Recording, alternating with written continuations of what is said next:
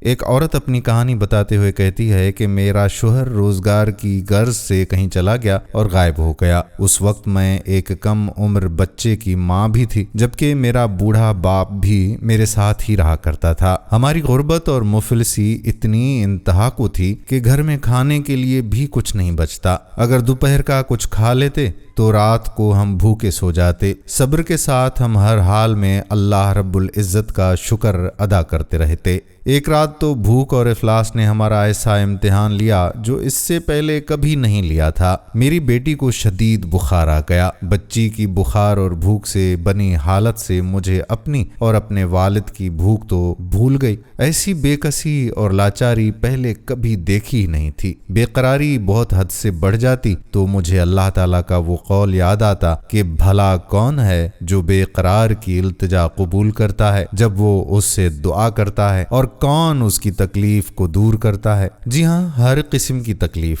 چاہے وہ بھوک کی ہو یا بیماری کی، غربت کی ہو، افلاس کی یا گناہوں کی، کون ہے اس ذات پاک کے سوا جو ان تکلیفوں کو دور فرماتا ہے۔ یہ سب سوچ کر میں اٹھی اور جا کر جلدی سے وضو کیا، واپس آ کر بچی کے ماتھے پر پانی سے بھیگی ہوئی پٹی رکھی اور اللہ کے حضور نماز پڑھنے کے لیے کھڑی ہو گئی۔ مختصر نماز پڑھنے کے بعد بچی کے لیے ہاتھ اٹھا کر دعائیں کرتی رہی۔ اس کے ماتھے سے پٹی اتار کر دوبارہ پانی سے بھگو کر رکھی۔ ایک بار پھر نماز کے لیے کھڑی ہو گئی۔ نماز کے بعد ایک بار پھر بارگاہ الہی میں دعا کے لیے ہاتھ اٹھائے، دعا سے فراغت پر پانی کی پٹی تبدیل کی اور دوبارہ نماز کے لیے کھڑی ہو گئی، اور یہ عمل بار بار میں کرتی رہی۔ جب یہ میں سب کچھ بار بار دہراتی رہی تو کسی نے آ کر دروازے پر دستک دی، اس حیرت کے ساتھ کہ بھلا رات کے اس پہر میں کون ہو سکتا ہے ہمارے دروازے پر۔ میرے والد نے پوچھا، کون ہے؟ جواب آیا، میں ڈاکٹر ہوں۔ میں اور میرے والد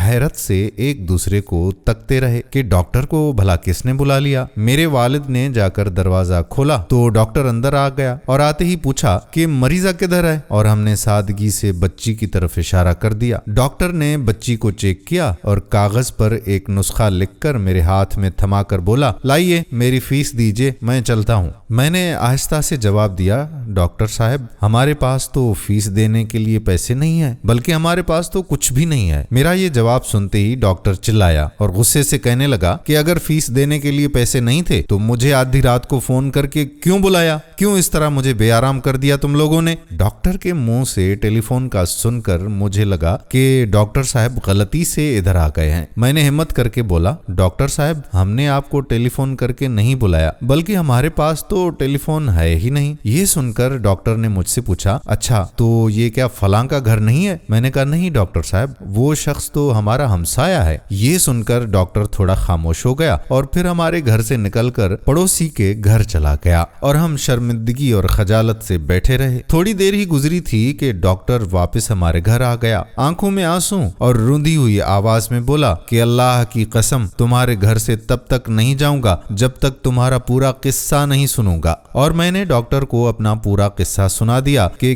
کس طرح میں بچی کے ماتھے پر پانی کی پٹی رکھ رہی تھی اور اللہ کے حضور دعائیں بھی مانگ رہی تھی۔ ڈاکٹر جلدی سے اٹھ کر باہر چلا گیا اور کچھ ہی دیر کے بعد ہمارے لیے خوراک کا کھانا، بچی کے لیے دوائی اور کچھ گھریلو ضروریات کا سامان ساتھ لے کر لوٹا۔ ساتھ ہی اس نے ہمیں بتایا کہ اس کی طرف سے ہمیں ایک تنخواہ اس وقت تک ملتی رہے گی جب تک اللہ چاہے گا۔ جی ہاں دوستو، یہ اللہ پر بھروسے کی کہانی ہے، صرف یاد دہانی کے لیے۔ اللہ تبارک و تعالیٰ کی ذات پر تو پیارے دوستو، مسلمان بہنوں اور بھائیوں، اللہ پر بھروسہ کیجئے، کیونکہ اللہ تو ہماری جنم دینے والی ماؤں سے بھی زیادہ ہم سے پیار کرتا ہے، تو وہ کیسے ہماری کوئی بات رد کر سکتا ہے۔ نہایت معذرت کے ساتھ اور کڑوا سچ تو یہ بھی ہے کہ مجھ گنہگار سمیت ہم سب اس ذات باری تعالیٰ سے اس طرح سے مانگتے نہیں ہیں کہ جس طرح مانگنے کا حق ہے۔ اللہ تعالیٰ مجھ گنہگار سمیت ہم تمام مسلمانان عالم کو ذات